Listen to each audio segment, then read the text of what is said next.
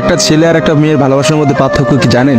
একটা মেয়ে একটা ছেলেকে পাগলের মতো ততক্ষণ পর্যন্ত ভালোবাসে যতক্ষণ পর্যন্ত না সেই মেয়েটা ওই ছেলেটার থেকে ভালো কাউকে পায়। আর একটা ছেলে যখন একটা মেয়েকে ভালোবাসে, তাকে যদি পৃথিবীর সব থেকে সুন্দর মেয়েটাকেও এনে দেওয়া হয়, তবু ওই ছেলেটা তার সেই ভালোবাসার মানুষটাকেই চয়েস করবে। এটাই হচ্ছে একটা ছেলে আর একটা মেয়ের ভালোবাসার মধ্যে পার্থক্য।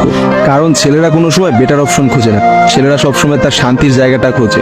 আর একটা ছেলে একটা মেয়েকে যতটা ভালোবাসতে পারে, একটা মেয়ে তার এক গুণও ভালোবাসতে পারে না। ছেলেদের ভালোবাসাটা ভয়ঙ্কর রকমের সুন্দর হয়, কারণ একটা ছেলে যখন একটা মেয়েকে মন থেকে ভালোবাসে, সেই মেয়েটার থেকে ভালো কোনো অপশন সে কখনো মাথার মধ্যে চিন্তাই করে না। ছেলেদের ভালোবাসার সাথে কারোর ভালোবাসার তুলনা করা যায় না। ছেলেরা তাদের ভালোবাসার মানুষটাকে যেমন অন্য কারোর সাথে সহ্য করতে পারে না, ঠিক তেমনি একটা ছেলে কখনোই তার ভালোবাসার মানুষটাকে রেখে অন্য কোনো মানুষের পেছনে কখনো ঘুরঘুর করে না। ছেলেরা কখনো কোনো বেটার অপশন বা কোনো সুন্দরী মেয়ে দেখলে তার গার্লফ্রেন্ডকে ভুলে যেতে পারে না।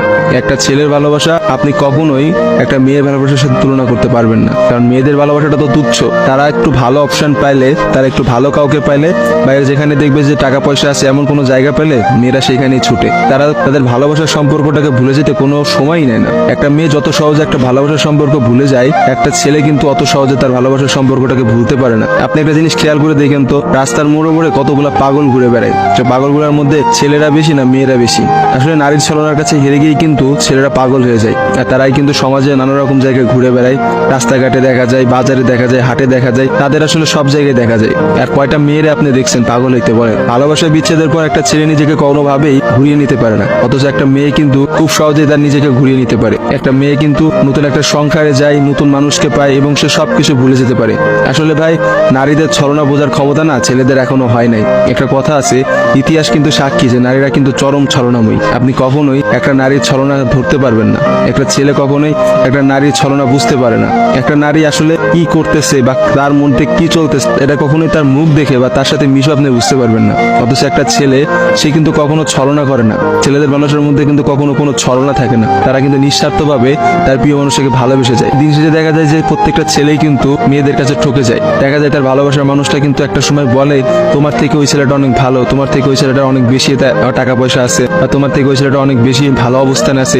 এইসব কথা বলে কিন্তু একটা মেয়ে খুব সহজে একটা সম্পর্ক নষ্ট করে দেয়। কিন্তু আপনি কি দেখাইতে পারবেন যে কোনো ছেলে কোনো মেয়েকে বলছে যে তোমার থেকে ওই মেয়েটা অনেক ভালো, বা ওই মেয়েটা তোমার থেকে অনেক ভালো অবস্থানে আছে, আজকে আমি তোমাকে ছেড়ে দিচ্ছি ওর কারণে? কখনোই দেখতে পাবেন না। কারণ একটা ছেলে কখনোই তার প্রিয় মানুষটাকে অন্য কোনো মেয়ের জন্য ছেড়ে যায় না। আর আপনাকে আমি হাজার হাজার এমন অপশন দেখাইতে পারবো যেখানে হাজারটা মেয়ে হাজারটা ছেলেকে এই বেটার অপশনের কথা বলে ছেড়ে চলে গেছে। মেয়েরা ভাই বড়ই স্বার্থপর হয়, ওরা যেখানে একটু স্বার্থ খুঁজে পায় সেখানেই চলে যায়। কিন্তু আমি দিন শেষে একটা কথা বলতে চাই, কোনো মানুষকে ঠকিয়ে কেউ কোনোদিনও সুখী হতে পারে না। কারণ যারা ঠকায় তাদের বিচার কিন্তু আল্লাহ ঠিকই করবে। আজকে না হোক কালকে, কালকে না হোক কিছুদিন পরে বিচার আপনাকে পেতেই হবে। কারণ কাউকে ঠকায় কেউ কখনোই জিততে পারে না। আপনি অবশ্যই একদিন ঠকবেন, এবং আপনি একটা মানুষকে ঠিক যতটা কষ্ট দিচ্ছেন না, তার থেকে বেশি কষ্ট পাবেন।